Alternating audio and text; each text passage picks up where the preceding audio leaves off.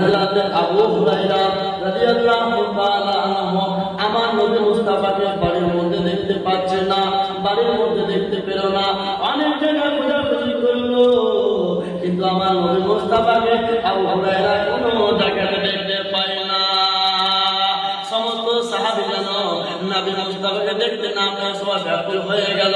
আমাদের নবী মুস্তাফা কোথায় চলে গিয়েছে? আমাদের নবী মুস্তাফাকে কেন আমরা দেখতে পাই না? সমস্ত সাহাবীগণ আমার নবী মুস্তাফাকে খোঁজাখুঁজি করতে লাগলো। হযরত আবু হুরায়রা রাদিয়াল্লাহু তাআলা আনহু একটা দুটা করে গোটা এলাকা খুঁজে নিল, গোটা গ্রাম খোঁজাখুঁজি করলো, কিন্তু আমার নবী মুস্তাফাকে কোনো জায়গায় দেখতে পেল না। এইভাবে যেন হযরত আবু হুরায়রা রাদিয়াল্লাহু তাআলা আনহু যার জঙ্গলের মধ্যে চলে যায়, মাঠের মধ্যে চলে গেল। মাঠের মধ্যে